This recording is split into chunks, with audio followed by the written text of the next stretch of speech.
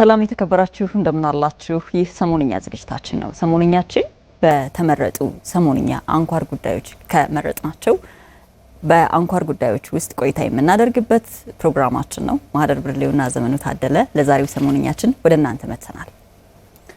ማህደር እንግዲህ በቆይታችን የሁለት ዋና ጉዳዮችን ይዘናል። በቆይታችን የምናነሳቸው እነዚህ ሁለት ጉዳዮች የመጀመሪያው እንግዲህ በቅርቡ በአገር አቀፍ ደረጃ የ2018 የአረንጓዴ አሻራ መርሃ ግብር በይፋ ተጀምሯል። ይህንን ጉዳይ በዝርዝር እንመለከተዋለን ማህደር። እንደዚሁም ወደ ውጭም ተሻግረን ደግሞ የምናነሳው ሀሳብ አለ።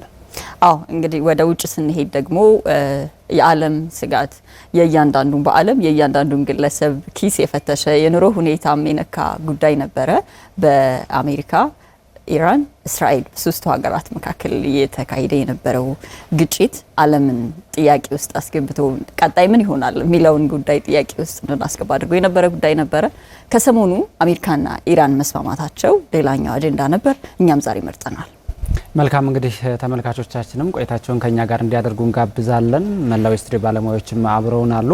የመጀመሪያው ጉዳያችን የ2018 የአረንጓዴ አሻራ በይፋ ተጀምሯል። ይህንን ጉዳይ ነው የምናነሳው። እንግዲህ የዚህኛው ዓመት ተስፋን መትከል በሚል መሪ መልእክት የሚካሄድ ይሆናል። በዚህ ሳምንት እንግዲህ በሀገር አቀፍ ደረጃ በይፋ ተጀምሯል። ያው በይፋ ከማስጀመር ባሻገር ዓመቱን ሙሉ የሚሰራ ስራ እንደሆነ ይታወቃል። የአረንጓዴ አሻራ መርሃ ግብር እንግዲህ በአረንጓዴ አሻራ በሚል ስያሜ ከ2011 ዓ.ም ጀምሮ ኢትዮጵያ በየዓመቱ በቢሊዮን የሚቆጠሩ ችግኞችን እየተከለች እንደሆነ ይታወቃልና ይሄ ደግሞ ከፍ ያለ ዓላማ ይዞ የተነሳ ነው። ባለፉት ዓመታትም በአጠቃላይ እስከ 48 ቢሊዮን የሚደርሱ ችግኞች የተተከሉባቸው ናቸው። ይሄ እንግዲህ እንደ ሀገር እንደ አህጉርም በዓለም አቀፍም ደረጃ ጎላ ብሎ ሲነሳ የከረመ እንደሆነ ይታወቃልና ከዓላማውን እንደ መጀመሪያ እናድርገው ማህደር። አዎ እንግዲህ ዘንድሮ 8 ቢሊዮን ችግኞችን እንደምንተክል የመጀመሪያ የማስጀመሪያ መርሃ ግብሩ ላይ ይፋ ተደርጓል። እስካሁን እንደገለጽከው 48 ቢሊዮን ችግኞች ተክለናል። 48 ቢሊዮን ችግኞች ከቁጥር ያለፈ ፋይዳ እንዳላቸውም በመረጃዎች ታግዘው መንግስት እንዲሁም ደግሞ የሚመለከታቸው የየዘርፉ ተጽዕኖ ተደርገውባቸው ዓላማቸው ግባቸውን መጥቷል ብለው ምስክርነት መስጠት የሚችሉ ሴክተር መስሪያ ቤቶች፣ አጥኚዎች ሁሉ ይፋ ያደርጓቸው የነበሩ አሃዞች፣ ቁጥሮችና ውጤቶችን እያየን ነው እስካሁን የመጣ ነው። እንግዲህ ዓላማው ዘርፈ ብዙ ነው። ችግኝ አንድ ችግኝ ከመትከል ባለፈ የእያንዳንዱን ዜጋ ግዴታ ከመወጣት ባለፈ እንደገና ተመልሶ በሀገር ኢኮኖሚ በግለሰቦች ሕይወት ላይ ለውጥ የማምጣት አሻራን ያስቀመጠ ትልቅ ዓላማ ያለው ጉዳይ ነው። አንደኛው እንግዲህ የአየር ንብረት ለውጥ ነው። ዓለም የአየር ንብረት ለውጡ እየከፋ ነው ያል በተደጋጋሚ እንግዲህ ዓመታዊ የዓለም አቀፍ መድረክ አለ።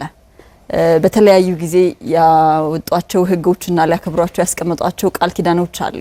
በተለያዩ ጊዜ በማደግ ላይ ያሉ ሀገራት በአደጉ ሀገራት በሚደርስባቸው ተጽዕኖ በተለይ ደግሞ በግዙፍ ኩባንያዎቻቸው የበካይ ጋዝ ልቀት ላይ የሚደርሰው ተጽዕኖ ምን አይነት ህይወት የሚቀጥፍ ነገን የሚያሰጋ ተጽዕኖ እያደረሰባቸው እንደሆነ ይገልጻሉ፣ ይጮሃሉ።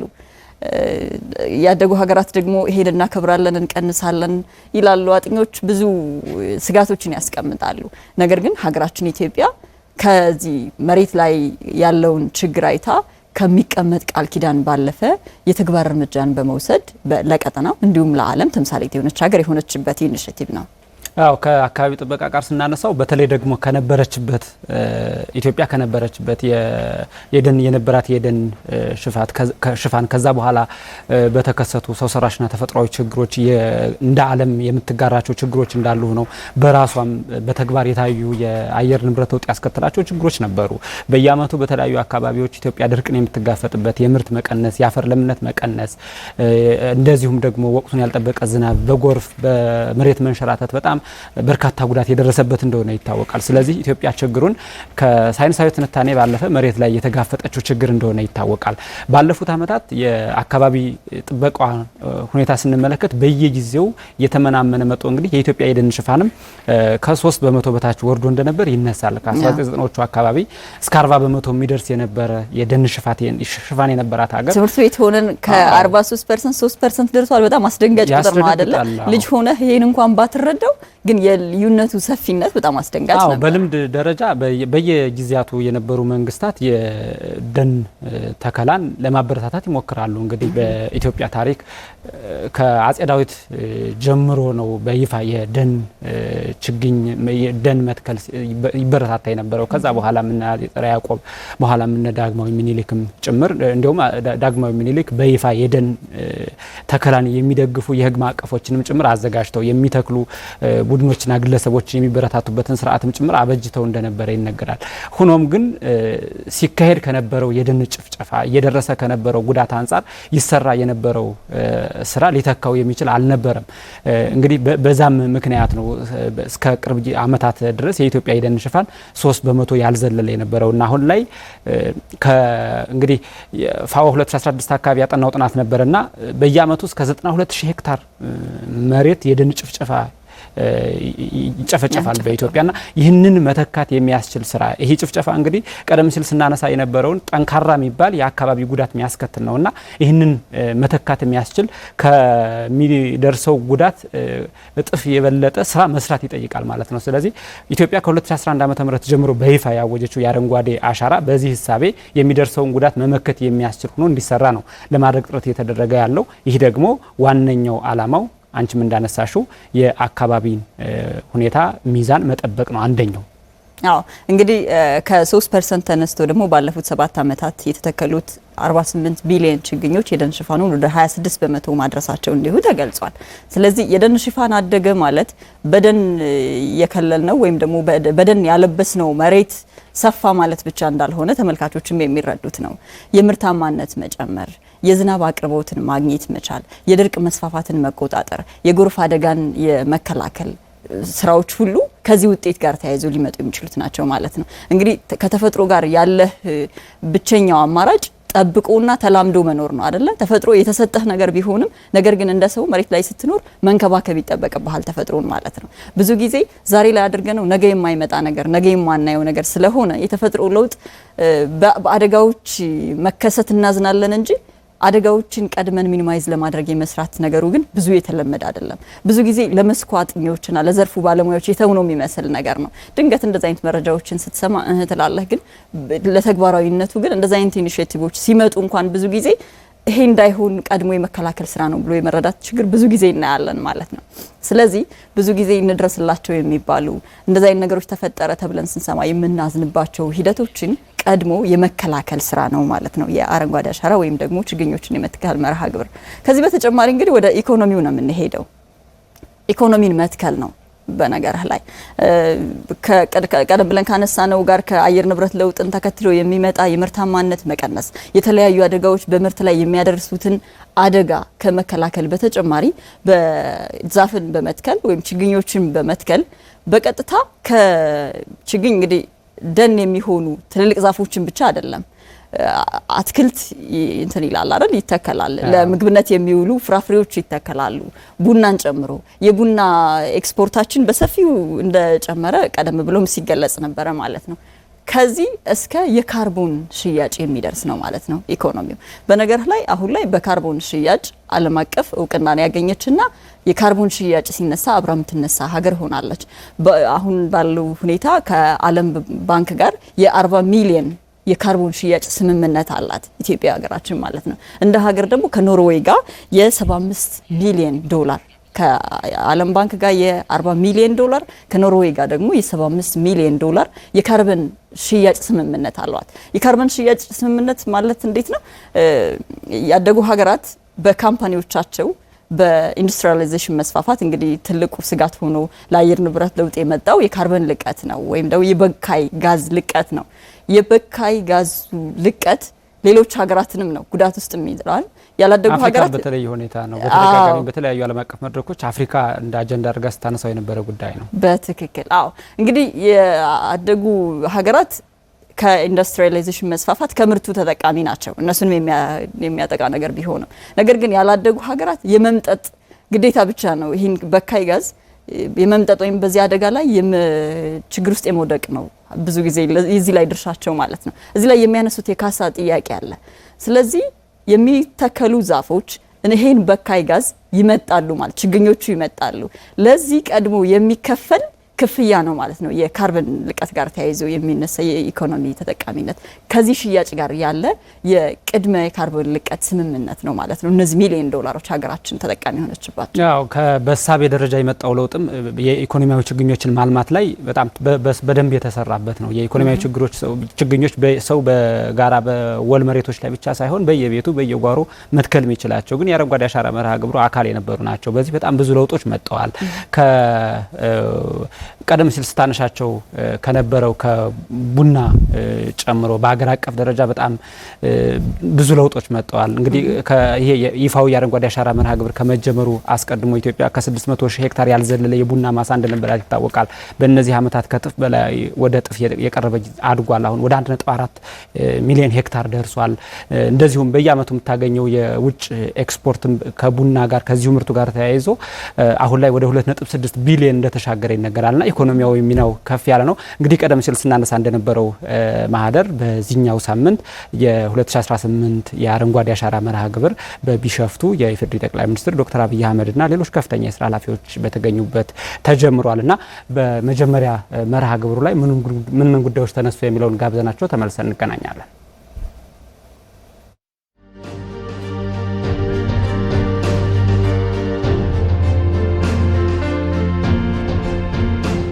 አረንጓዴ አሻራ ሀገራችን ከዚህ በፊት በተለያየ መንገድ በድርቅ በረሃብ በኋላ ቀርነትና በመሳሰሉት ነገሮች እንደ ማጣቀሻ ተደርጋ ትወሰድ የነበረውን ያንን ታሪኳን በክቡር ጠቅላይ ሚኒስትራችን መሪነት በመቀየር በአሁኑ ጊዜ ዓለም ላይ የአየር ንብረት ለውጥን ለመቋቋም በሚደረገው ትግል ተጨባጭ እንቅስቃሴዎችንና የሚቆጠሩ ውጤቶችን በማምጣት የሀገራችንን መልካም ስም ከፍ ያደረገ ክብሯን ያስመለሰ በጣም ታላቅ ተግባር ነው ማለት ነው። እንግዲህ ይሄ ጉዳይ በዓለም ታሪክ በህዝብና በመንግስት ትብብር ከተከናወኑና በግንባር ቀደምትነት በስኬት ሊጠቀሱ ከሚችሉ ጉዳዮች ውስጥ አንዱ እንደሆነ አምናለሁ። ቀጣይነቱንም ለማረጋገጥ የህዝብ የባለቤትነትን ጉዳይ አጠናክሮ ማስቀጠል ያስፈልጋል። እየተፈጠረ ያለውን አረንጓዴ ባህል እየተፈጠረ ያለውን ደን የመትከል የመንከባከብ በስርዓት የመጠቀሙን ጉዳይ አጠናክሮ ማስኬድ ያስፈልጋል። ደኖቻችን ላይ በተለይ በማገዶና በግንባታ እንጨት ፍላጎት የሚደርሰውን ጫና ለመቀነስ አማራጭ የኃይል አቅርቦት ስራዎችን ማስፋት ትኩረት ተሰጥቶ መሰራት አለበት። ከአረንጓዴ አሻራ የሚገኘውን የኢኮኖሚ ተጠቃሚነት ወጣቶች፣ ሴቶች፣ በየአካባቢው ያሉ ተፋሰስ የሚያለሙ አርሶና አርብቶ አደሮቻችን የኢኮኖሚ ጥቅም እንዲያገኙበትና ዘላቂነቱን የሚያረጋግጡበትን ሁኔታ መፍጠር ያስፈልጋል። የባለድርሻ አካላትን እና የተቋማትን ቅንጅታዊ አሰራር ማጠናከር ያስፈልጋል። በክረምት ወራት የምንተክላቸውን ችግኞች በበጋ ወራት ደግሞ መንከባከብ፣ መከታተል፣ እንዲያድጉ ፍሬ እንዲያፈሩ ምድሪቷን እንዲሸፍኑ ማድረግ ያስፈልጋል። በዚህ ሂደት ለዚህ ሁኔታ አስፈላጊ የሆኑ የህግና የፖሊሲ ማሻሻያ የሚፈልጉ ጉዳዮች ካሉ እነዛን በጥናት እየለዩ ማሻሻል፣ ማስተካከልና መመለስ ያስፈልጋል። የአረንጓዴ አሻራ መርሃ ግብር በቀጥታ የኢትዮጵያን ሉዓላዊነት ከማረጋገጥ የኢትዮጵያን ብልጽግና ከማረጋገጥ ህልማችን ጋር የሚተሳሰር አንኳር ጉዳይ ነው። የኛ አባቶች አድዋ ላይ ገድል ሰርተዋል። እኔና እናንተ በግሪን ሌጋሲ ሌላ ገድል እየሰራን ነው። ልጆቻችን ሁለት የሉዓላዊነት መገለጫ ያስባሉ። አድዋ ላይ ተዋክተው ከውጭ የመጣን ጠላት ተከላከሉ። በግሪን ሌጋሲ ዘመን ደግሞ ተባብረው ችግኝ ተክለው የሚሸረሸር ተራራን፣ የሚጓዝ አፈርን፣ የሚነጥፍ ውሃን ተከላከሉ ብሎ ሁለቱንም በእኩል ልጆቻችን ለማውሳት እንዲችሉ ስለሚያስችል በሰራችሁት ስራ ገናም በምንሰራው ስራ እንኳን ደስ ያላችሁ እንኳን ተሳካላችሁ ማለት እወዳለሁ። የዘንድሮ የአረንጓዴ አሻራ መሪ ቃል ተስፋን መትከል ይላል። ተስፋን መትከል የነገን ብሩህ ታሪክ ዛሬ መጻፍ ነው። ተስፋን መትከል የተስፋችን ስሮች ወደ ታች ዘልቀው እንዲገቡ በማድረግ የብልጽግና ግንዶች ወደ ላይ እንዲያድጉ፣ የብልጽግና ቅርንጫፎች ወደ ጎን እንዲስፋፉ፣ የብልጽግና ፍሬዎች ከተከልነው ዛፍ የምንበላው የምንሸጠው ሀብት እንዲሆኑ የሚያስችል ነው።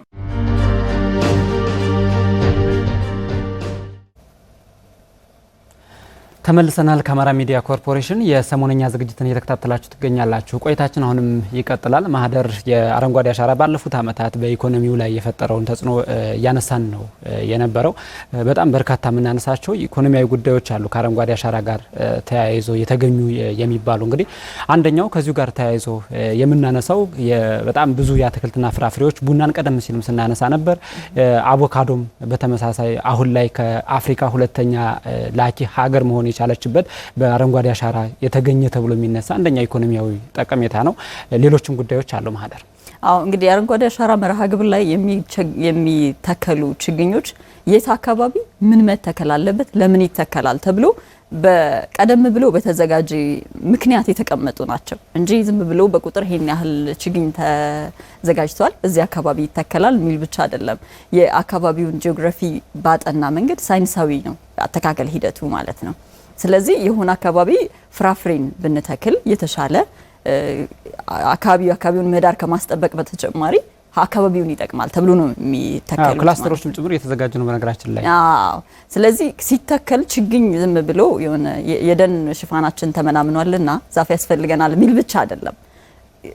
ለአጭር ጊዜ ለረጅም ጊዜ ተጠቃሚነት ምክንያት ተደርጎ የሚተከሉ ችግኞች ናቸው ማለት ነው። በነገርህ ላይ ችግኝ መትከል ምን ያህል እንደጠቀመ ለማሳያ በዓለም ብራዚልን ብናነሳ ብራዚል በነገር ላይ ቀደም ብዬ ባነሳሁት በካርበን ልቀት በአመት $1 ቢሊዮን ታገኛለች። $1 ቢሊዮን አስበው። $1 ቢሊዮን ጠቅሞ እንደገና የምትሸጠው ነገር ነው። ዛፉን እኮ ቆርጦ አይወስዱብህም። ወይም ደግሞ መሬትህ ላይ መጠው የሆነ የሚሰሩበት ኢንቨስትመንት ወይም የሚያመርቱበት ነገር የላቸውም።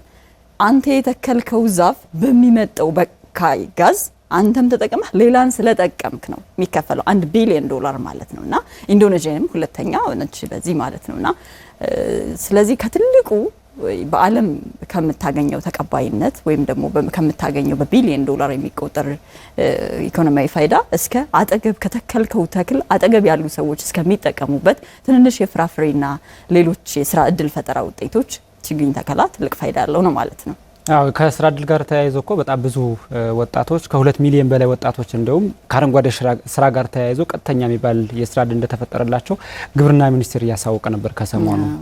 ይሄ እንግዲህ እንደሚታወቀው ችግኝ ከማፍላት ነው የሚጀምረው። ከዛ አካባቢ የሚፈጠሩ የስራ እድሎች አሉ። ከዛ በኋላ በተከላና በጉድጓድ ቁፋሮ ወቅት የሚፈጠሩ የስራ እድሎች አሉ። ከዛ ባሻገር ግን አድጎም አንቺ እንዳልሽው የተክሉ ላይ ምንም አይነት ጉዳት ሳይደርስ ግን ሌሎች ተዛማጅ የሚባሉ ለምሳሌ በማር ምርት በማድለብ የሚሰማሩ ወጣቶች እንዳሉ የግብርና ሚኒስቴር ጥናትን እየተመለከቱ ነበር። እነዚህ በሙሉ የአረንጓዴ አሻራ ቀደም ሲል ስናነሳው ከነበረው ከስነ ምህዳር ጥበቃው ባሻገር ያለው ከፍተኛ ሚና ነው። ከዛ ባሻገር ግን እንዲህ ያሉ ስራዎች ሲሰሩ አንቺም እንዳነሳሽው አንደኛው የስነ ምህዳር መናበብ ነው። አሁን ችግኝ ይፈላል ይተከላል በሚል ብቻ ሳይሆን የትኛው አካባቢ የትኛው ስነ ምህዳር ለምሳሌ ለኢትዮጵያ የሚዛመዱ አሉ፣ ለኢትዮጵያ ስነ ምህዳር የሚጣጣሙ አሉ። እንደሚታወቀው የኢትዮጵያ ስነ ምህዳር ብዙ አይነት የአየር ጸባዮችን የሚያስተናግድ ብዙ አይነት የአፈር አይነቶችን የሚያስተናግድ ነው። ለዛ የተስማሙ ችግኞችን ከማፍላት ለዛ የሚስማማውን ሳይንሳዊ ምክረ ሀሳቡን ከመጠቀም ጀምሮ ሲሰሩ የመጡ ናቸው። 48 ቢሊዮን ተብሎ ሲነሳ ዝም ብሎ ቁጥር አይደለም። እነዚህ ሁሉ ሂደቶች አልፎ የመጣ ነው። ከዛ ባሻገር በተለይ ደግሞ የአረንጓዴ አሻራ ተጀምሮ አሁን በቅርብ ዓመታት ሁለተኛው ምዕራፍ የሚባለው የአረንጓዴ አሻራ ከተጀመረ በኋላ ደግሞ ከኢኮኖሚያዊ ጠቀሜታ ካላቸው ችግኞች ባሻገር ኢትዮጵያ ውስጥ ለብዙ ዓመታት ብዙ አይነት ሚና ያላቸው አገር በቀል ችግኞችም ጭምር ትኩረት ተሰጥቶት እንዲለሙ እየተደረገ ነው። እነዚህ ደግሞ በኢትዮጵያ ስነ ምህዳር የተስማሙ ናቸውና የተራቆቱ አካባቢዎችን መልሰው እንዲያገግሙ በማድረግ የግብርና ሚኒስቴርን ጥናትም እያየው ነበር። አሁን የአባይ ተፋሰስ አካባቢ የዋሽ ተፋሰስ አካባቢ የመጡ የሚታዩ የሚባሉ የስነ ምህዳር ለውጦች በሙሉ በእንደዚህ ያሉ የሳይንሳዊ ምክረ ሀሳብ ያለፉ ናቸው። እነዚህ ደግሞ የአባይ ተፋሰስ የዋሽ ተፋሰስ የምንላቸው እንደሚታወቀው ከውሃነት የሚሻገሩ እንደሆኑ ይታወቃል። እነዚህ አካባቢዎችን መጠበቅ የኢትዮጵያን የወደፊት ብዙ ነገሮች የመጠበቅ ነው። ጠቅላይ ሚኒስትሩም ቀደም ሲል ሲያነሱ ነበር። እንግዲህ የአረንጓዴ አሻራ ወደ ትውልድ እንዲሻገር ነው እየተፈለገ ያለው ያለውና ያንን የሚመጥን የመሬት ላይ ስራ ለመስራት ነው እየተሞከረ ያለው። ያው ሌላው እዚህ ከኢኮኖሚው ሳንወጣ የኃይል ማመንጫዎቻችን ደህንነት ነው። ሌላው በተዘዋዋሪ የኢኮኖሚ ፋይዳው ከፍ ያለ ማለት ነው።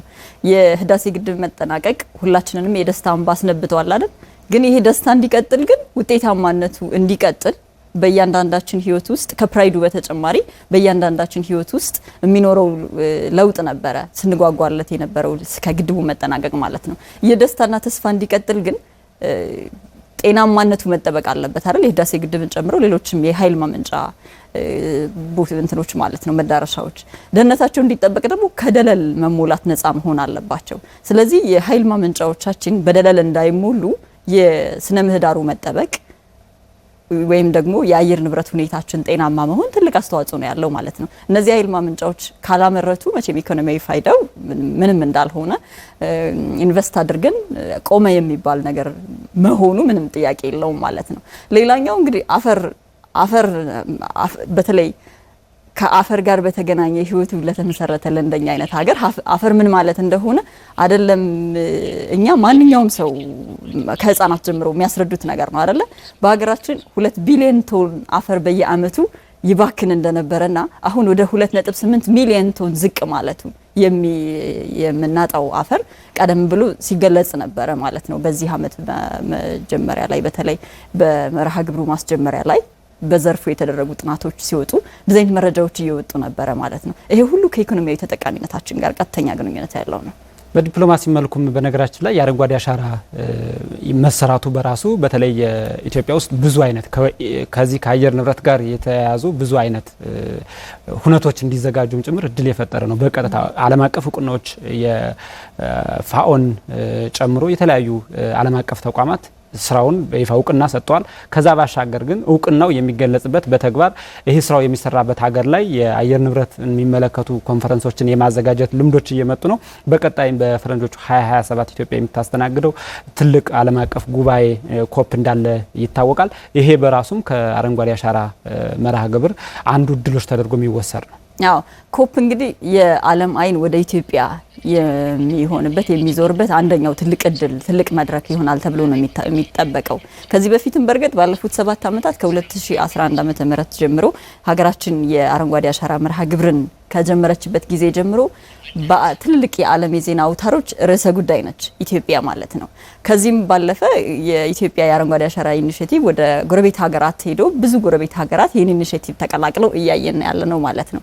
እንግዲህ በ2027 ኮፕን ኢትዮጵያ ስታዘጋጅ 65 ቢሊዮን ችግኞችን ተክለን ይሄንን አድርገን እንደምናዘጋጅ ቀደም ብሎ በማስጀመሪያው የተገለጸ ነበረ። አሁን 48 ተክለናል። 8 በዚህ አመት ስንተክል 56 ከዛ ቀጥሎ በ2027 በምንተክለው ተጨማሪ ችግኝ 65 ቢሊዮን ችግኞችን ተክለን ለዓለም 65 ቢሊዮን ችግኝ የተከለች ሀገር ይሄን ያሰካች ሀገር ተብሎ ዲፕሎማሲያዊ እውቅና ተሰጥቷት እንዲሁም ደግሞ በዓለም ራሷን የምትሸጥበት መድረክ ሁሉ ይሆናል ተብሎ ነው የሚጠበቀው። እንግዲህ የ2018 የአረንጓዴ አሻራ መርሃ ግብር ተስፋን መትከል በሚል መርሃ ግብር ዘንድሮም ይካሄዳል። እንግዲህ በጠቅላላው የአረንጓዴ አሻራ መርሃ ግብር ስናነሳ ከድርሻ ጋር ተያይዞ በስተቀር የሚሆን ሰው የለም። ማህደር ሁሉም ባለ ድርሻ ነው። የመንግስት የልማት ኢኒሼቲቭ ቢሆንም ይሄ ግን ትውልድን የሚሰራ ሀገርን የሚሰራ ነውና በተናጠል ተነጥሎ የሚቆም ዜጋ ያለበት አይደለም። እንግዲህ ከጅምሩ ጀምሮ በቀጣይ የሚደረጉ ተከላዎች ይኖራሉ። እንግዲህ 2018 የአረንጓዴ አሻራ መርሃ ግብር ሲታሰብ ካሳለፍ ነው ከ2017 የአረንጓዴ አሻራ ከተከላው ማግስት ጀምሮ እንደገና ወደ ችግኝ ማፍላት ነው የተገባው። ከዛ በኋላ አመቱ ሙሉ ሲሰራ እንደነበር ይታወቃል። እንግዲህ አሁን በሚቀጥለው ክረምት የሚተከለው ወደ 8 ቢሊዮን የሚሆነው ከዛም ሊልቅ ይችላል። በአማራ ክልልም በተመሳሳይ ከ1.7 ቢሊዮን በላይ ችግኞች ይተከላሉ ተብሎ ፕሮግራም ተይዟል። እነዚህ ሁሉ ችግኞች ሲተከሉ ዋናው ነገር አብረን የምናነሳው የጽድቀት መጠን የእንክብካቤ መጠን ደግሞ አብረን የምናነሳው ይሆናል። እነዚህ ስራዎች አሁን የምናነሳቸው ድሎች የተገኙት መሬት ላይ ከተከላው በኋላም ጭምር በተሰሩ ስራዎች ነው። የአረንጓዴ አሻራ መርሃ ግብር ቀደም ሲል ስናነሳ እንደነበረው በሆነ ክረምት ላይ ብቻ የሚያልቅ ስራ አይደለም፣ አመቱ ሙሉ የሚቀጥል ነው። እንግዲህ በአሳለፍነው አሁን ከጥር ወር ከታህሳስ ወር ጀምሮ እንደሚታወቀው በተለያዩ የአገሪቱ አካባቢዎች የተፈጥሮ ሀብት ጥበቃ ዘመቻ ይደረጋል። ተራራማ ቦታዎች እርከን ይሰራላቸዋል። እነዚህ ተራራማ ቦታዎች የተሰራላቸው እርከን ዘላቂነቱ እንዲጠበቅ በየእርከኖቹ የሚተከሉ ተስማሚ የሆኑ ችግኞች ይመረጣሉ። ስለዚህ የማጽደቅ ስራው የእንክብካቤ ስራው የእያንዳንዱን ዜጋም ከተከላውም ጀምሮ አሁን ዘመቻ በመሆኑ ዘመቻው አካባቢ ዘመቻው የሚያሳስተው ሳይንሳዊ ምክር ሀሳብ እንዳይኖር ጥንቃቄ ማድረግ ያስፈልጋል።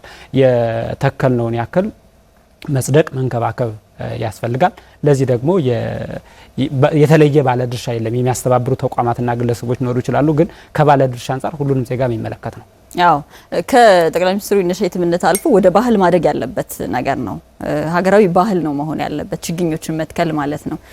በእርግጥ የሀገራችን ሕዝብ ከዛፍ ጋር በተገናኘ ከችግኝ ጋር በተገናኘ ከእንክብካቤ አንጻር እንደ ልጁ የሚንከባከብ ጥሩ ባህል ያለው ነው። ነገር ግን የህዝብ ቁጥር መጨመር፣ የእርሻ ቦታዎች መስፋፋት፣ ለማገዶና ለሌሎች ቁሳቁሶች ማምረቻነት ችግኞችን መጠቀማችን እና ደግሞ ይሄ ደን የሚመራበት መንገድ በራሱ ባህላዊ መሆኑ የተመዘገቡ ዘመናዊ አሰራሮችን የተከተለ ባለመሆኑ ቀደም ባሉት ጊዜያት ይሄ ለጭፍጨፋና ለብርሃናማነት መስፋፋት ዳርጎን ቆይቷል። በነገር ላይ በሀገራችን በአሲዳማነት የተጠቃው አፈር በጣም ከፍተኛ ነው። ብዙ ጊዜ በኖራ ማከም ሌሎችም ነገሮች መድረኮች ሲዘጋጁ እንሰማለን። ነገር ግን በኖራ እያከምክ ብቻ ዘላቂ መፍትሄ ልታመጣ አትችልም። ከፍተኛ የዝናብ መጠን ያላቸው በጥሩ አምራችነት የሚታወቁ የሀገራችን አካባቢዎች ጭምር በአሲዳማነት እየተጠቁ እንደሆነ ነው መረጃዎች የሚያሳዩት። ስለዚህ የሁሉም ሰው የአርሶ አደሩ ከተማ ውስጥ የሚኖረው ሰው በተለያዩ ዘርፎች የሚሳተፍ እያንዳንዱ ሰው የሚመለከተውና እንደ ሀገር ባህል ልንይዘው የሚገባ ነው። በነገር ላይ ዩኒሴፍ እንደውም ከዚህ መረጃ ጋር ተያይዞ ዩኒሴፍ በጣም በከፍተኛ ሁኔታ በአየር ንብረት ለውጥ ህጻናት እየተጎዱ እንደሆነ ያወጣውን መረጃ እያየው ነበረ። ስለዚህ የልጆቻችን ነገን መስራት ጭምር ነው ማለት ነው። እንግዲህ የአረንጓዴ አሻራ በይፋ ተጀምሯል። ቀጣይም የአንድ ጀንበርን ጨምሮ በተለያዩ አካባቢዎች ተከላ ይከናወናል። የተመልካቾቻችንም እንግዲህ በያሉበት አካባቢ ተከላውን ያከናውናሉ ብለን ተስፋ እናደርጋለን። የተወዳጅ ተመልካቾቻችን አሁንም ቆይታችን ይቀጥላል። ወደ ውጭ ወደ ምንመለከተው ጉዳይ ነው የምናልፈው። ከመሸጋገሪያ በኋላ ተመልሰን እንገናኛለን።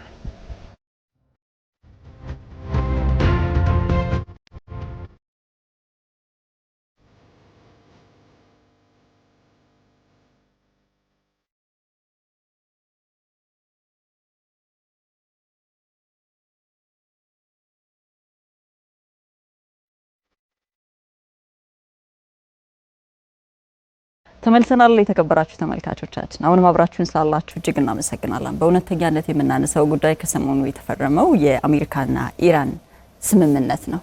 እንግዲህ በ30 ቀናት ተግባራዊ ይደረጋል ተብሎ የተዘጋጁ ነጥቦችን የያዘ ከዛ በኋላም ወደ ዘላቂ ስምምነት ሊያመራ የሚያስችል ምዕራፍ ይሆናል የተባለለት ባለ 14 ነጥብ ስምምነት ተፈራርመዋል።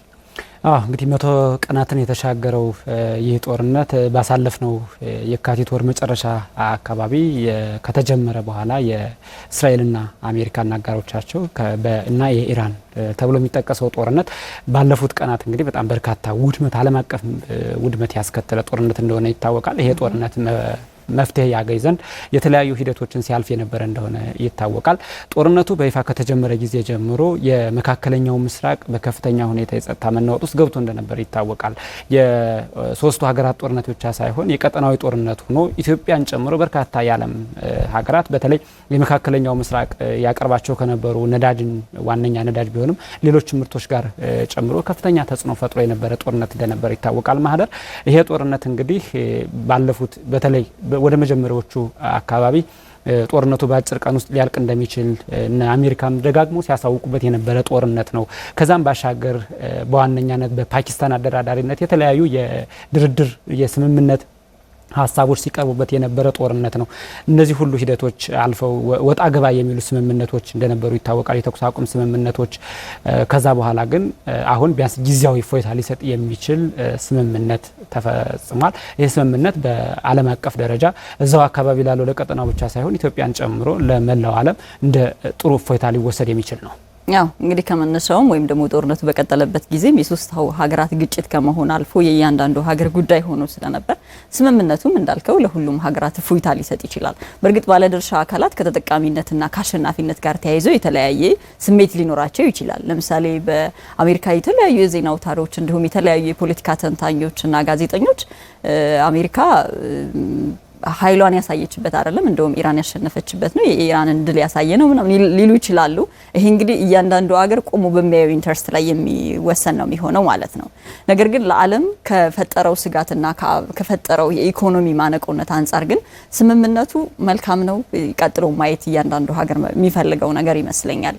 ምክንያቱም ከሆርሙዝ ሰርጥ ጋር ተያይዞና በዚህ ጦርነት ውስጥ ስጋት ውስጥ ከገቡ ከገልፍ ሀገራት ጋር ተያይዞ ዓለም በከፍተኛ ሁኔታ የነዳጅ እጥረት ገጥሟት የነዳጅ እጥረት ከሌሎች የንግድ እንቅስቃሴዎች ጋር ቀጥተኛ ግንኙነት ያለው ተጽዕኖ ከዚህ ጋር የሚገናኝ ስለሆነ መላው ዓለም ተቸግሮበት የነበረ ስለሆነ እንደገና ወደ ኖርማል መመለሱ ለዓለም ትልቅ እፎይታን ይዞ የሚመጣ ነው የሚሆነው ማለት ነው። እንግዲህ ከ14ቱ ስምምነቶች መካከልም አንደኛው በቀጥታ አሁን ልክ እንደ በፊቱ የነዳጅ እንቅስቃሴ እንዲኖርና ኢራንም የነዳጅ አቅርቦቷን ለዓለም ገበያ እንድታቀርብ የሚወስኑ ወይም ደግሞ የሚያስገድዱ ስምምነቶች ስላሉት ለዓለም ትልቅ ነገር ነው ማለት ነው። ሌሎች የዩራኒየምና ሌሎች ከሉዓላዊነት ጋር የተገናኙ የስምምነቱ ነጥቦችም አሉት ማለት ነው። ትኩረት ወይ ነበረው በነገራችን ላይ ከኒውክሌር ጋር በተያያዘ ምን አይነት ስምምነት ይደረጋል የሚለው ነው። የኒውክሌር ስምምነት እንግዲህ ዶናልድ ትራምፕ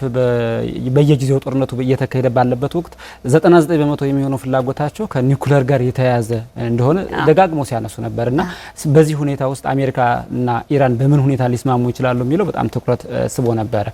እንግዲህ አሁን ባለው ሁኔታ በስምምነቱ ተካቷል የኒውክሌሩ ጉዳይ።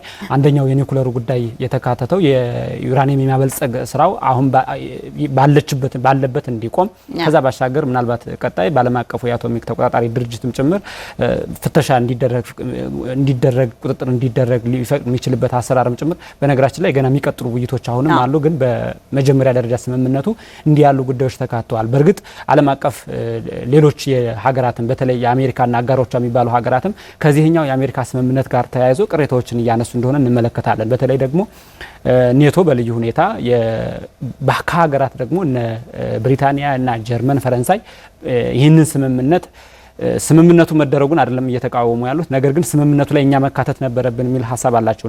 እንደሚታወቀው በ2015 ዓመተ ምህረት በፈረንጆቹ አቆጣጠር ላይ እነዚህ ሀገራት የተሳተፉበት አሜሪካም ሩሲያም ቻይናም ያሉበት ስምምነት ኢራን በሌላ ወገን ከኒውክሌር ጋር ተያይዞ ዓለም አቀፍ ስምምነት ተደርጎ ነበር። ያ ስምምነት ፕሬዚዳንት ዶናልድ ትራምፕ በመጀመሪያው ዙር የስልጣን ዘመናቸው ሲመጡ የተቀደደ ስምምነት እንደሆነ ይታወቃል። ነገር ግን እዛ ላይ የነበራቸውን ድርሻ አንስተው እዚህኛው ስምምነት ላይም እንደገና ያው ጦርነቱ ላይም በተዘዋዋሪ ከነበራቸው ድርሻ ጋር ተያይዞ መኖር ይገባል ነበር የሚሉ ሀሳቦችን እያነሱበት ነው። ነገር ግን የኒውክሌር ጉዳይ አንደኛው ሆኗል። ከዛ ባሻገር መተነኳኮሶችም በዚህ በኋላ አይኖሩም። የጦርነት መተነኳኮሶች የመልሶ ግንባታ ስራዎችም ጭምር እንደሚኖሩ በጀትም ጭምር በቀጥታ ከአሜሪካ የሚደገፍም ባይሆን የ300 ቢሊዮን ዶላሩ በቀጥታ አሜሪካ የምትሰጣት አይደለም። ነገር ግን የታገደችባቸው ሀብቶችና አጋሮቿ ለመልሶ ግንባታ የሚውል 300 ቢሊዮን ዶላር እንዲይዙ ተደርጓል። እነዚህ ሁሉ ስምምነቶች ከአሸናፊና ከተሸናፊነት በተለይ አሜሪካም ጦርነቱ ውስጥ ስትገባ ከነበራት ዓላማ አንጻር ስኬታማ ናት አይደለችም የሚለው የተለያዩ ሀሳቦች ነው እየተነሳበት ያለው። ያው እንግዲህ ስጋቱን በተለይ ደግሞ የጦርነትና የጸጥታ ሁኔታ ስጋቱን ከማስቀረት አንጻር አሁን ሌላው ግን ተያይዞ እየተነሳ ያለው ነገር ይሄ ጦርነት እስራኤልን ያካተተ አይደለም። ስለዚህ ቀጥሎ እስራኤልና ኢራን ግጭታቸው ይቀጥላል። እስራኤል ለዚህ ስምምነት ያላት ምላሽ ምን ይሆናል የሚለው የተገለጸ አይደለም። እንደውም ስምምነቱን ከፈረሙ በ24 ሰዓት ውስጥ ኤክስክሉሲቭ ኢንተርቪው አድርገው ነበረ ዶናልድ ትራምፕና ኔታንያሁ ምን አሉ ስለ ስምምነቱ ሲባሉ አይ ኔታንያሁና እስራኤል ከኔ ስምምነት አይወጡም የሚል መልስ ብቻ ነው የሰጡት። እንግዲህ የስምምነቱ አካል ናቸው፣ በስምምነቱ ላይ ሙሉ እምነት አላቸው የሚሉ አይነት ኮንፈርሜሽን አልሰጡም።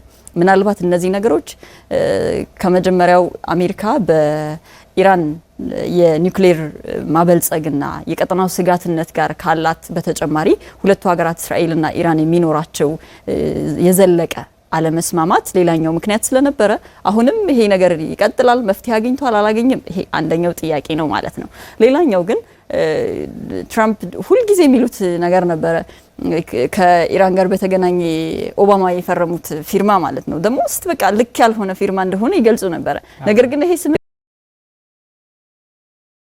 ኢራንን ፍላጎቶች ቀደም ብለው የነበሩ ፍላጎቶች ከ1979 እንደ አውሮፓውያን አቆጣጠር ወይም በኋላ ወይም ደግሞ 47 አመታትን ቅራኔ ውስጥ አስገብቶ የቆየ ፍላጎት የኢራን ፍላጎት አሁንም የተጠበቀ ነው በዚህ ስምምነት።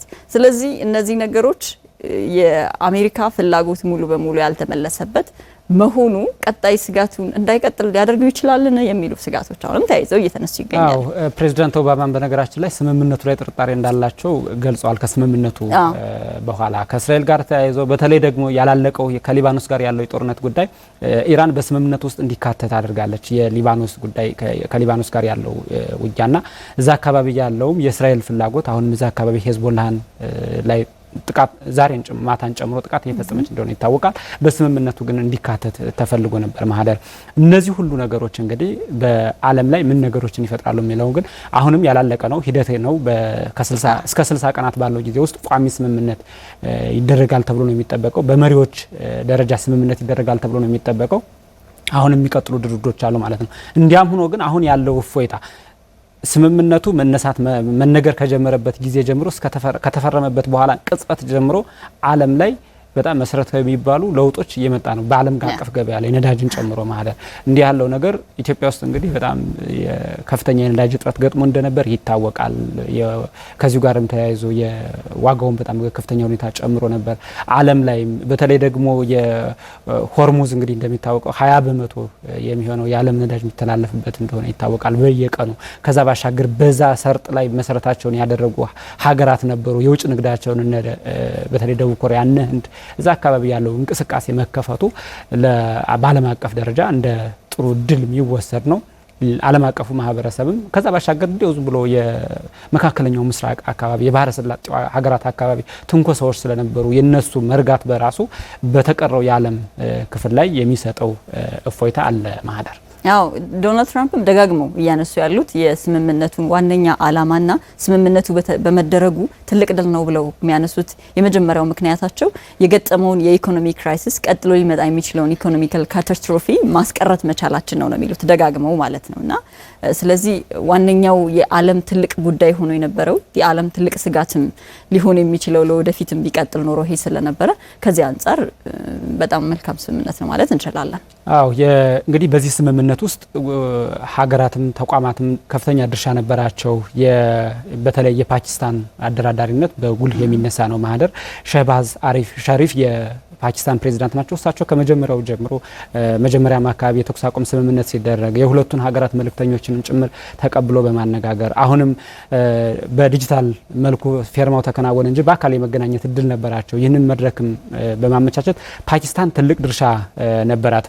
ይሄኛው እንግዲህ ከአሜሪካም አንጻር የአሜሪካ በጣም ብዙ እስከ 50 ቢሊዮን ዶላር የሚደርስ ወጪ አውጥታበታለች ተብሎ የሚነሳ ነው። እንዲሁም አንዳንዶቹ ለምሳሌ በጣም ጦርነቱ በተጋጋለበት በተፋፋመበት ወቅት ላይና ዘመቻዎች ሲካሄዱ በየቀኑ እስከ 2 ቢሊዮን ዶላር አሜሪካ ታወጣለች የሚል ጥናት ሃርቫርድ ዩኒቨርሲቲ አውጥቶ ነበር።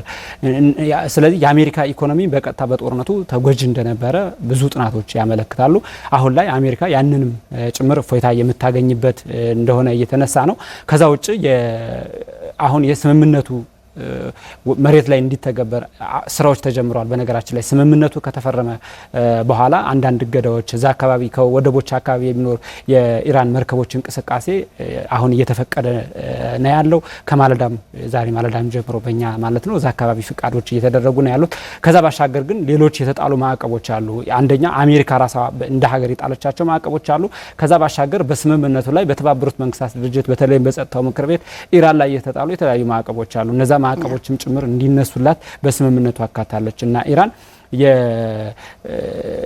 በተለይ ከዚህ አንፃር ለኢራን በጣም ትልቅ ድል ነው ተደርጎ የሚወሰድ ነው። በነገራችን በጣም ብዙ አመታትን የተሻገረና በጣም ትልቅ ኢኮኖሚያዊ ኪሳራ ያደረሰባት እንግዲህ ወሳኝነቷን በጦርነቱ መካሄድ አይተነዋል አይደል? በዓለም ኢኮኖሚ ላይ ያላትን ድርሻ ከነዳጅ አምራችነት ጋር ተያይዞ ነገር ግን የኢራንን ኢኮኖሚ በጣም አሽቆልቁሎት የነበረው የዓለም አቀፍ የተደረጉ ማዕቀቦች ነበሩ። ይሄን ማድረግ ለኢራን በጣም ትልቅ ድል ነው። አዎ እንግዲህ ቀጣይ የሚኖሩ ጉዳዮች ይኖራሉ። ካለን ሰዓት አንጻር ይሄንን ጉዳይ በዚህ እናጠቃልና ማህደር እንግዲህ ምናልባት አዳዲስ አፕዴቶች ካሉ በየሳምንቱ ሰሞንኛ ዝግጅታችን ስለሚቀጥል የምናነሳቸው ይኖራሉ። የዛሬው ግን በዚህ ላይ እናጠቃል። መልካም የተከበራችሁ አድማጭ ተመልካቾቻችን ዛሬ በሰሞንኛችን የአረንጓዴ አሻራ መርሃ ግብርንና የዩናይትድ ስቴትስና የኢራንን ስምምነት አንስተን ቆይታ አድርገናል። አብራችሁን ስለነበራችሁ እጅግ በጣም እናመሰግናለን።